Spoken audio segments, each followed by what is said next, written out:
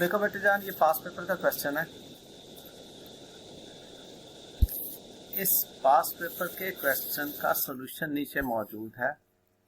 ये क्वेश्चन है, ठीक है। कह रहा है Apvec limited is considering to take some of the following measures during the last week of year ending 31 March 2021 in order to show better financial performance. वो क्या करने जा रहा है? कहता है कि जी पे कर दे balance of a major supplier from bank overdraft. ये भी मैंने आपको बताया कि अगर हम बैंक ओवरड्राफ्ट से अपने क्रेडिटर को पे करेंगे तो अकाउंटिंग एंट्री क्या होगी? Creditors debit bank overdraft credit. एक लायबिलिटी कम होगी, दूसरी लायबिलिटी ज्यादा हो जाएगी, ठीक है। इससे कोई इम्पैक्ट नहीं पड़ेगा हमारी करंट रेशियो पे। वो पूछना ही चाह रहा है स्टेट द इफेक्ट इंक्रीज और डिक्रीज और no effect of each of the above measure on the following ratios। कि जी मैंने बहरहाल ये कहा कि इंक्रीज को आप arrow head above, arrow head below और इसको आप क्रॉस के साथ डिनोट करते हैं। कहता है कि इसका ग्रॉस प्रॉफिट पे क्या फर्क पड़ेगा। अब जब पे करेगा तो 5% आपको डिस्काउंट मिलेगा, ठीक है। उस 5% डिस्काउंट की क्या इम्पैक्ट लेना है वो आपको दिखाना होगा। फिर कहता है अच्छा, जो क्रेडिटर को आपने पे किया, क्या करंट रेशियो पे कोई फर्क पड़ेगा? आपकी एक तरफ क्रेडिटर काम हो रहा है, दूसरी तरफ आपकी बैंक ओवरड्राफ्ट लायबिलिटी बढ़ रही है।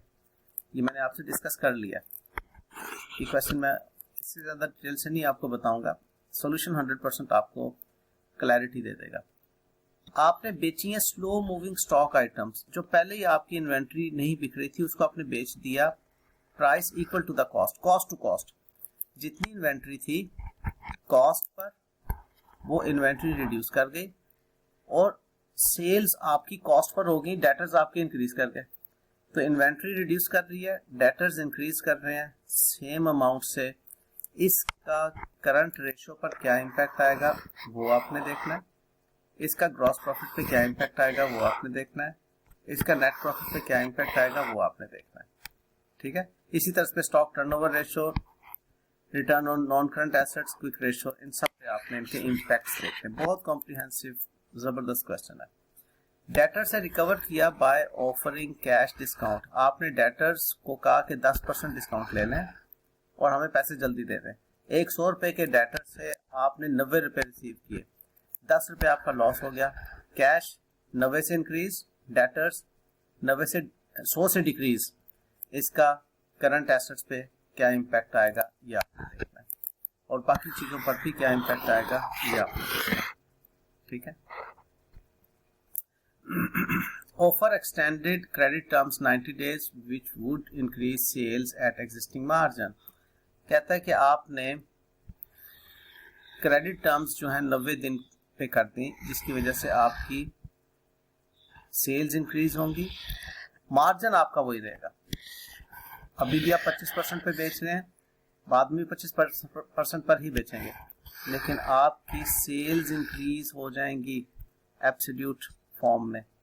उधर से आपकी इन्वेंट्री जो है वो ज्यादा कंज्यूम होगी, आपकी कॉस्ट ऑफ गुड्स सोल्ड भी इंक्रीज हो जाएंगी। इसका आपने देखना है ग्रॉस प्रॉफिट पे, नेट प्रॉफिट पे क्या इम्पैक्ट है। आपने नॉन करंट एसेट्स बेचे हैं और आपको प्रॉफिट हुआ है, profit on disposal of asset. इसका आपने देखना है कि आपके रेशियो पे क्या इम्पैक्ट है। आप थोड़ा सा इस वक्त घबरा रहे हैं, मैं आपको अभी बताता हूँ आपने इस क्वेश्चन को सॉल्व कैसे करना। फॉर एग्जांपल ये सॉल्यूशन है और करेक्ट सॉल्यूशन है। आपने ग्रॉस प्रॉफिट परसेंटेज पे जो इम्पैक्ट देखना है, आप उसका फॉर्मूला लिख लीजिए कि जी ग्रॉस प्रॉफिट परसेंटेज का फॉर्मूला ये होता है। फिर आपने इम्पैक्ट देना है नेट प्रॉफिट परसेंटेज, उसका फॉर्मूला लिख लीजिए कि नेट प्रॉफिट का ऑन सेल्स ये फॉर्मूला होता है। फिर आपने इम्पैक्ट देखना है करंट रेशियो पर, करंट रेशियो का फॉर्मूला लिख लीजिए, current assets by current liabilities उसका फॉर्मूला होता है। फिर आपने इम्पैक्ट देखना है स्टॉक टर्नओवर रेशियो पर, तो स्टॉक टर्नओवर रेशियो का फॉर्मूला लिख लीजिए, cost of goods sold divided by inventories का फॉर्मूला होता है। फिर आपने इम्पैक्ट देखना है return on non current assets पर, उसका फॉर्मूला लिख लीजिए profit before interest and tax divided by non current assets, और फिर आपने देखना है क्विक रेशो पर क्या इम्पैक्ट है, उसका फॉर्मूला ले लीजिए। ये पहले आपने ये वाला काम कर लिया। अब आपने ये देखना है कि पहली है pay balance of a major supplier from a bank overdraft, 5% discount मिला आपको, 5% डिस्काउंट मिलकर आपको फायदा हुआ। क्रेडिटर्स आपके 100 रुपए के। अब इसकी एक रफ सी अकाउंटिंग एंट्री पास कर लें किसी फर्जी अमाउंट से। ये मैंने फर्जी अमाउंट ली कि 100 रुपए के आपके क्रेडिटर्स थे, आपने उन 100 रुपए के क्रेडिटर्स की अदायगी 5 रुपए डिस्काउंट लेकर की, ठीक है, और वो जो क्रेडिटर्स हैं आपके 100 रुपए से कम हुए, आपकी अदायगी थ्रू ओवरड्राफ्ट और ये लायबिलिटी बढ़ गई, और ये डिस्काउंट रिसीव जो परचेज में से माइनस होगा, ठीक है। अब इसकी वजह से परचेज कम हो रही है, आपके ग्रॉस प्रॉफिट पे इम्पैक्ट आएगा। बैंक ओवरड्राफ्ट कम हो रहा है, बैंक ओवरड्राफ्ट बढ़ रहा है, लायबिलिटीज बढ़ जाएंगी। क्रेडिटर्स कम हो रहे हैं, आपके क्रेडिटर्स कम होने की वजह से लायबिलिटीज कम हो जाएंगी। अब आपने यूं आपने बता देना है ग्रॉस प्रॉफिट इंक्रीज। अगर ग्रॉस प्रॉफिट इंक्रीज हो रहा है तो ऑब्वियसली अल्टीमेटली नीचे नेट प्रॉफिट भी इंक्रीज होगा, लेकिन अगर किसी वजह से सिर्फ नेट प्रॉफिट इंक्रीज हो रहा है तो उसकी वजह से ग्रॉस प्रॉफिट इंक्रीज नहीं होगा। ये बात बस याद रखिएगा, क्योंकि ग्रॉस प्रॉफिट में चेंज नीचे ट्रिकल डाउन होगी, लेकिन नेट प्रॉफिट में अगर कोई चेंज आ रही है, जैसे फर्ज किया आपने इंटरेस्ट ऑन लोन पे किया, इंटरेस्ट ऑन लोन आपको पता फाइनेंशियल एक्सपेंसेस नीचे लिखे जाते हैं, या इनकम टैक्स एक्सपेंस पे किया वो नीचे लिखे जाते हैं, उसकी वजह से ग्रॉस प्रॉफिट पे कोई फर्क नहीं पड़ता। लेकिन अगर आपकी कॉस्ट ऑफ गुड्स सोल्ड कम या ज्यादा हुई है, उसकी वजह से ग्रॉस प्रॉफिट भी आपका कम या ज्यादा होगा, और अल्टीमेटली नेट प्रॉफिट भी कम या ज्यादा होगा। फिर यहां से आपकी करंट रेशो इंप्रूव क्यों कर रही है? क्योंकि आपके क्रेडिटर्स 5 रुपए से ज्यादा कम हो रहे हैं, यानी कि लायबिलिटी आपकी 5 रुपए से ज्यादा कम हो रही है। करंट एसेट पे कोई फर्क नहीं पड़ रहा, लायबिलिटीज आपकी 5 रुपए से ज्यादा कम हो रही है, लिहाजा करंट रेशो बेहतर हो रही है। इस तरह से stock turnover ratio, return on non current assets, quick ratios पे आपने इम्पैक्ट सोचना है। ये बेटे जान मैंने आपको एक सोच दे दी है। बाय द वे नीचे मैंने डिटेल के साथ इसकी वर्किंग 2 के लिए भी कर दी, और बाकी का आपको मैं इसमें होमवर्क दे रहा हूँ जो कि बहुत ज़रूरी है, और कल मैंने डिटेल के साथ इस होमवर्क को डिस्कस करना है।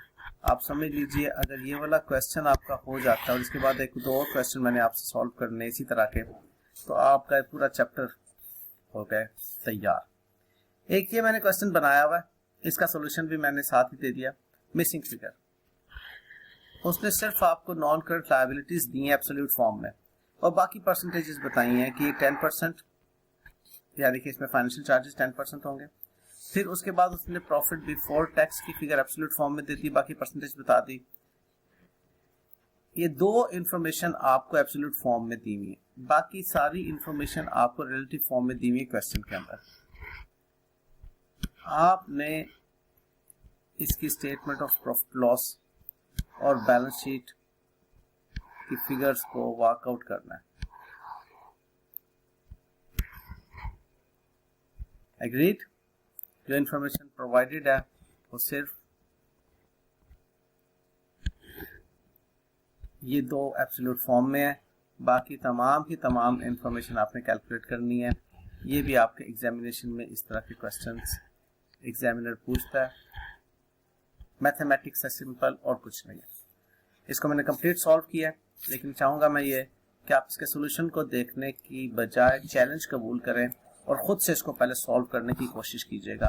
जब आप थक जाए तब सोल्यूशन बेशक देखिएगा। इजाज़त है। लो बच्चों, that's all from my side for today. Being sir statement of financial position की तो रेशियोज भी नहीं बताई उन्होंने, वो हम कैसे निकालेंगे? मेरी बेटी यहाँ पर उसने सब बताया हुआ है इधर, ठीक है। आपको जो नहीं समझ आएगी आप सॉल्यूशन में देखिएगा। नॉन करंट आपको कैसे कैलकुलेट करने हैं, करंट एसेट्स कैसे कैलकुलेट करने हैं। देखो उसने return on owners equity, return on capital employed, ये रिटर्न ऑन टोटल एसेट्स, ये करंट रेशो उसने बताई हुई है, कि 1.5:1 है, ठीक है। ये सारी रेशियोज आपको बताएंगे। Gross profit 3 times of the operating profit है, मार्कअप दिया हुआ है, non current assets turnover ratio है, ठीक है। इस सवाल को चैलेंज के तौर पर आपने लेना है और सॉल्व करना है। ये 2 इंपॉर्टेंट क्वेश्चन, बल्कि मैंने आज की शीट में तीसरा एक और डाल दिया क्वेश्चन, जो कि आपके साथ मैंने बाकायदा सारा का सारा डिस्कस किया। 3 क्वेश्चन है इस शीट में और भरपूर ये काम है आपका, कम से कम 2 से 3 घंटों का काम है ये आपका आज के लिए, ठीक है बेटे जी। Okay, that's all from my Okay, sir. Thank you. अल्लाह हाफिज। मैं अभी Thank you, sir. Allah Hafiz. अभी भेज अल्लाह